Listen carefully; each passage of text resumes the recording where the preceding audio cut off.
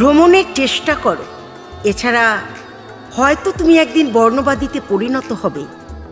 ভাবা শুরু করবে তোমার মায়ের ভাষাই পৃথিবীর সবচেয়ে মধুর ভাষা, এবং তুমি সব সময় প্রথমের মধ্যেও প্রথম।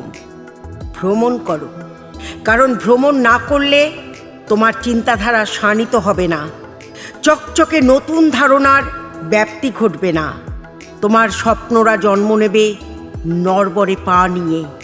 ভ্রমণ আমাদের প্রতিবাদী হতে শেখায়। ভ্রমণ আমাদের শেখায় সীমান্ত, সংস্কৃতি ও ঐতিহ্যকে অতিক্রম করে ভিন দেশে এক পরিবারের অংশ হয়ে উঠতে।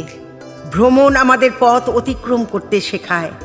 ভ্রমণ করো, ভ্রমণ করো, নতুবা শেষ দিন পর্যন্ত বিশ্বাস করে যাবে যে তুমি কেবলই একটি দৃশ্যপটের সাজানো অংশ। চারিদিকে অসাধারণ সব নিসর্গ আছে তোমার ভ্রমণের অপেক্ষায়। রায়গঞ্জ থেকে মালদায় ফেরার পথে 27/10/2025 পান্ডুয়ার আদিনা মসজিদে বিতর্কে আদিনাথ মন্দির।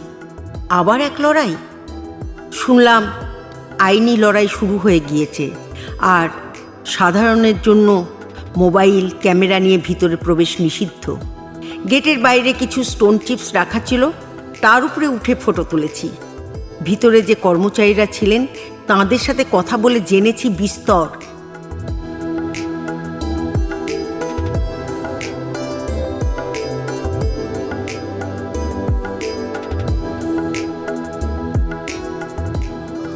তার আগে আমরা দুজনে আলোচনা করেছি এক একটি জায়গা, তার মূর্তি, প্রতীককে অদৃশ্য অস্পষ্ট করে তোলার কথা।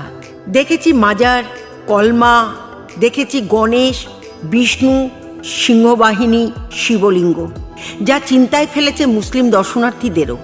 জানি না খাদ্য, বস্ত্র, বাসস্থানের রসদের বদলে ভবিষ্যৎ কিসের প্রতীক্ষায়। এরপর ছট উৎসব দেখতে দেখতে মালদায় বড় ননদের বড় মেয়ে চন্দনার বাড়িতে, ননদও আছেন। পরদিন 28/10/2025 সদলে গৌড়ে।